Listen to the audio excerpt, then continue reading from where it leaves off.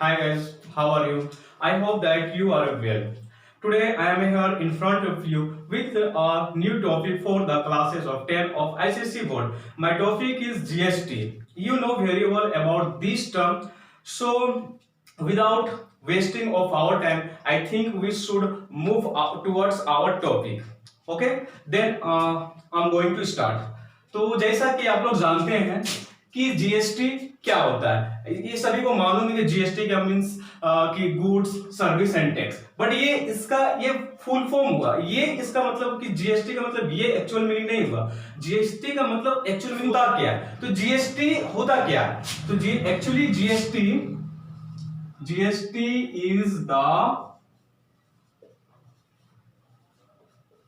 Singleton tax by rejection of direct tax and indirect tax. कहने का मतलब होता है कि जीएसटी एक एकलौता ऐसा टैक्स है जो सभी तरह का डायरेक्ट टैक्स और इनडायरेक्ट टैक्स को हटा के जो टैक्स बना उसे हम लोग बोलते हैं जीएसटी। तो अब आप लोगों के बीच में कंफ्यूजन होगा कि मतलब ये डायरेक्ट टैक्स क्या है और इनडायरेक्ट टैक्स क्या है। तो मैं आप लोगों को बता देना चाहता हूं कि जब जीएसटी नहीं आया तो इससे पहले हम लोगों को दो तरह का टैक्स का भुगतान करना पड़ता था। मतलब सरकार गवर्नमेंट को हम लोगों को दो तरह के टैक्स का पेड करना पड़ता था। ठीक है, उसमें से हमारा जो टॉपिक है ये हमारा डायरेक्ट टैक्स और इनडायरेक्ट टैक्स है। ठीक है, तो डायरेक्ट टैक्स हम उस टैक्स को करते हैं जो सरकार के पास वो पैसा जो किसी ऑर्गेनाइजेशन से या सेलिब्रिटी से या किसी प्रॉपर्टी को बेचने पे जो पैसा मिलता था उसे हम लोग बोलते थे डायरेक्ट टैक्स। कहने का मतलब the money which comes from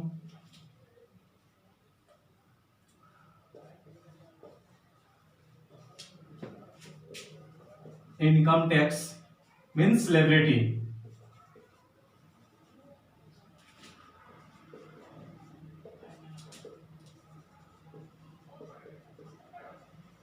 capital tax,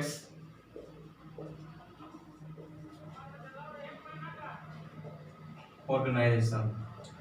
कहने का मतलब वैसे पैसा सरकार के पास आती थी जो किसी सेलिब्रिटी के द्वारा इनकम टैक्स के तौर पे पेड किया जाता था या किसी प्रॉपर्टी को बेचने पर जो टैक्स सरकार को पेड किया जाता है उसे हम लोग कैपिटल टैक्स और या किसी ऑर्गेनाइजेशन के थ्रू, तो वैसे टैक्सेस को हम लोग बोलते हैं डायरेक्ट टैक्सेस बोलते हैं। अब हमारा टर्म आता है इनडायरेक्ट टैक्स। तो इनडायरेक्ट टैक्स उस टैक्स को कहते हैं जब किसी व्यक्ति द्वारा मतलब जब किसी पर्सन द्वारा किसी भी सामान को खरीदने या बेचने पर जो टैक्स लगता है तो उसे हम लोग बोलते हैं इनडायरेक्ट टैक्स। तो इस तरह से हम लोग को दो टर्म समझ में आ गए कि डायरेक्ट टैक्स क्या है, इनडायरेक्ट टैक्स क्या है। अब इसके बाद हम लोग चलेंगे आगे, हम लोग जीएसटी के टाइप्स पढ़ेंगे कि जीएसटी के टाइप्स कितने तरह के होता है, कितने तरह के जीएसटी लगते हैं। तो जैसा कि हम लोग देख रहे हैं मतलब हमारे पास वैसे खास स्पेस नहीं है, तो इसको डिस्क्राइब करने के लिए हम लोगों को ये जो लिखा हुआ ऊपर में वो बाकी चीज को हटाना पड़ेगा, तो मैं इसे मिटा देता हूं। तो चलते हैं इसको मिटाने।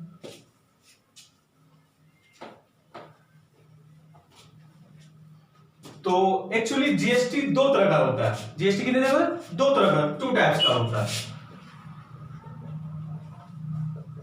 एक हमारा होता है इंटर जीएसटी, एक होता है हमारा इंट्रा जीएसटी। ठीक है, तो इंटर जीएसटी क्या होता है? इंटर जीएसटी होता है कि जब एक व्यापारी अपना सामान को एक जगह से किसी दूसरे जगह लेके बेचता है या सेल करता है या बाय करता है, जो कुछ भी करता है, तो उसमें जो जीएसटी लगता है तो उसको हम लोग वो जीएसटी इंटर जीएसटी के अंदर में आता है। और जब कोई सामान को हम लोग किसी सेम स्टेट में ही उसको सेल या बाय करते हैं तो वो हमारा इंट्रा जीएसटी के अंदर में आता है। अब इंटर जीएसटी में मैं इसको डिस्क्राइब कर देना चाहूंगा इंटर जीएसटी में क्या होता है। तो इंटर जीएसटी में ये एक्चुअली होता है आईजीएसटी मींस इंटीग्रेटेड जीएसटी होता है। तो इसमें जो होता है कि जो भी टैक्सेस होता है पेड करना पड़ता है जैसे सपोज करें, मान ले कोई सामान को झारखंड में हमने प्रिपेयर किया, ठीक है, और उसे लेके मैंने बंगाल पे बेच दिया, तो उस पे जो भी जीएसटी लगेगा वो आपका बंगाल और बिहार के बीच में डिवाइड होगा, ठीक है। और डिपेंड कौन करेगा, वो जीएसटी कमेटी के द्वारा डिपेंड करता है कि बंगाल वाला को कितना देगा पैसा टैक्स के तौर पे और बिहार वाला को कितना देगा, तो वो हमारा आ जाता है आई इंटर जीएसटी, मींस आईजीएसटी के अंदर में आ जाता है, ठीक है। तो when object sold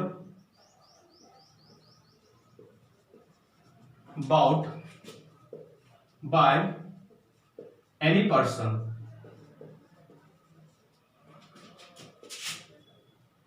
between two states, कहने का मतलब होता है जब किसी भी सामान का खरीदना या बिक्री करना किसी दो स्टेट के बीच में होता है, तो ये हमारा आ जाता है इंटर जीएसटी के बीच में, और ये हमारा होता है आईजीएसटी में होता है। अब इस जीएसटी का कौन सा स्टेट को कितना % ऑफ टैक्स पेड करना पड़ेगा, कितना नहीं करना पड़ेगा, वो किस पे डिपेंड करता है, जीएसटी कमेटी के द्वारा होता है, मतलब ये डिसाइड करता है जीएसटी कमेटी। इस तरह से हमने, और इसमें अगर मान के चले जीएसटी हमारा 18% है, तो ये हम लोग क्या होगा, जीएसटी कितना होगा, 1 पार्ट्स में ही चला जाएगा जीएसटी, ठीक है। तो आप लोगों को आई होप कि मुझे लगता है कि आप लोगों को आईजीएसटी समझ में आ गया। अब हम लोग चलते हैं इंट्रा जीएसटी के अंदर में, ठीक है। तो बोर्ड में स्पेस नहीं है, तो इस वजह से मुझे इसको तो मिटाना ही पड़ेगा, ठीक है। तो मैं इसे मिटा देता हूं, ठीक। तो अब हमारा आता है दूसरा पॉइंट, इंटर जीएसटी। अब इसके भी दो टाइप्स होते हैं, इसके भी क्या होते हैं, दो टाइप्स। ये होता है एसजीएसटी, दूसरा होता है सीजीएसटी। तो मैं इसको डिस्क्राइब कर देना चाहूंगा इंटर जीएसटी क्या होता है। तो इंटर जीएसटी जब किसी भी सामान का खरीदना या बिक्री करना सेम स्टेट में हो, तो वो होता है आपका इंटर जीएसटी। इसमें जो भी जीएसटी आता हो आपका दो पार्ट्स में डिवाइड होता है। सपोज करिए कि मैंने सरकार गवर्नमेंट ने जीएसटी आपका 10% अप्लाई किया, ठीक है, तो आपको वो होगा कि इसमें दो पार्ट्स में डिवाइड होगा। ये आपका आएगा सीजीएसटी और एसजीएसटी। तो वो होगा दोनों हाफ हाफ में चला जाएगा, मतलब 10% का 5% सेंट्रल गवर्नमेंट ले जाएगा और 5% आपका स्टेट गवर्नमेंट। इस तरह से जितना भी जीएसटी होगा वो आपका सेंट्रल गवर्नमेंट में मतलब हाफ और स्टेट गवर्नमेंट में हाफ चला जाएगा। इस तरह से मैंने इंटर जीएसटी को डिफाइन कर दिया। अब हम लोगों को कुछ बेसिक पॉइंट जो कि इंपॉर्टेंट है और उसको हम लोगों को जानना जरूरी है, तो उसको भी मैं बताना चाहूंगा, तो फिर मिटाना मुझे पड़ जाएगा। तो चले,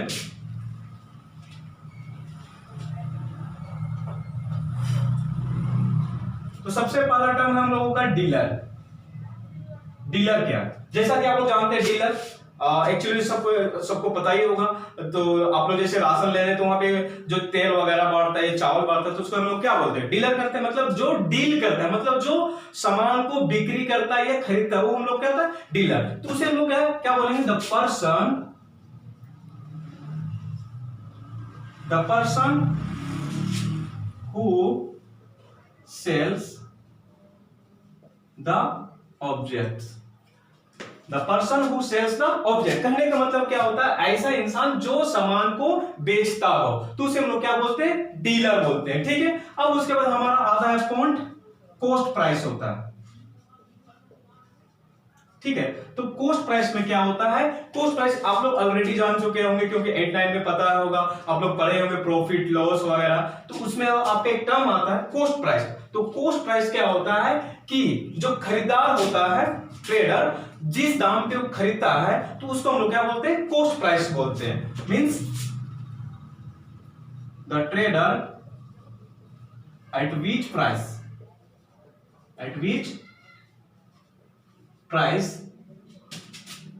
he or she buy the objects। ये हमारा कॉस्ट प्राइस हो गया। अब उसके बाद आता है हम लोग का मार्क्स प्राइस, मींस एमपी, मैं इसका शॉर्ट फॉर्म लिखना भूल गया तो लिख देता हूं मार्क्स प्राइस।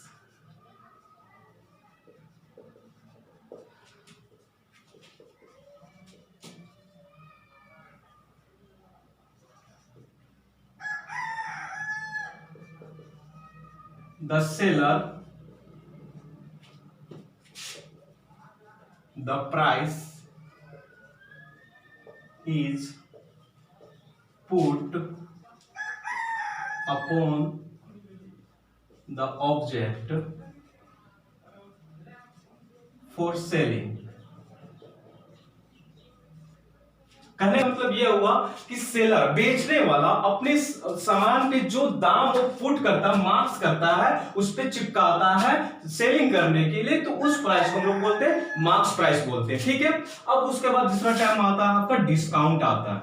ठीक है, डिस्काउंट क्या होता है? डिस्काउंट से तो आप लोग अच्छी तरह से वाकिफ होंगे। डिस्काउंट क्या होता है? जब भी आप कोई सामान लेने के लिए जाते हैं तो उसमें किसी दुकान के बाहर में लिखा हो 20% डिस्काउंट, 30% डिस्काउंट, तो ये होता है कि डिस्काउंट क्या होता है, जो एक्चुअल दाम होता है उस पे कुछ परसेंट का फ्री कॉस्ट मतलब छूट या डिस्काउंट दिया जाता है, तो वो हमारा टर्म होता है डिस्काउंट। मतलब जो एक्चुअल दाम है उससे घटा के कम दाम में जो बेचा जाता है सामान, वो हमारा डिस्काउंट होता है। ठीक है, means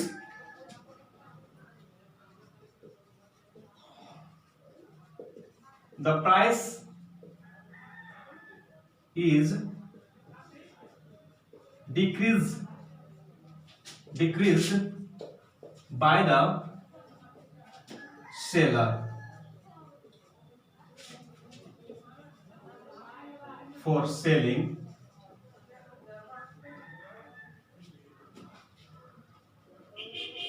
फॉर सेलिंग। ठीक है, मतलब जिस दाम पे उसको पुट किया मार्क्स प्राइस, उससे कम करके जिस दाम पे जो बेचता है वो हमारा डिस्काउंट पे आता है। अब हमारा आता है डिस्काउंटेड प्राइस। डिस्काउंटेड प्राइस या सेलिंग प्राइस मतलब एसपी।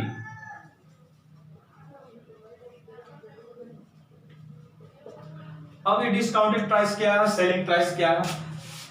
सेलिंग प्राइस क्या होता है कि मतलब कोई बेचने वाला मतलब सेलर अपने सामान पे मार्क्स करता है और उसमें कुछ परसेंट डिस्काउंट करता है। डिस्काउंट करने के बाद उसमें जो पैसा घट के आता है वो हमारा आ जाता है डिस्काउंटेड प्राइस या सेलिंग प्राइस। आई थिंक आपको लगता है कि आप लोग को बेहतर तरीके से समझते होंगे कि डिस्काउंटेड प्राइस या सेलिंग प्राइस क्या है। तो द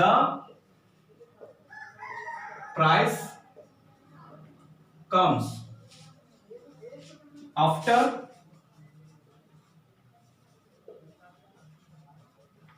discounted is called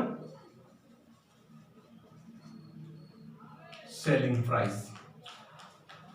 ठीक है, मैंने तो बाकी सभी बेसिक पॉइंट मैंने डील कर दिया और इसके बाद हम लोग कुछ एग्जांपल लेंगे जिसके थ्रू समझेंगे कि मतलब कैसे हम लोग में अमाउंट आता है। जब कोई सामान का दाम कुछ रहता है उस पे जीएसटी भी लगे और उस पे डिस्काउंट भी रहे तो उस पे हम लोगों को अमाउंट कितना देना पड़ता है, तो उसके लिए एक क्वेश्चन हम लोग लेंगे।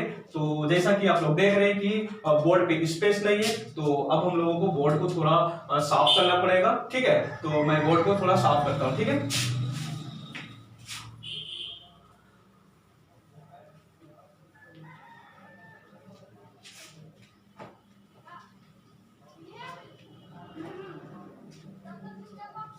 ठीक है।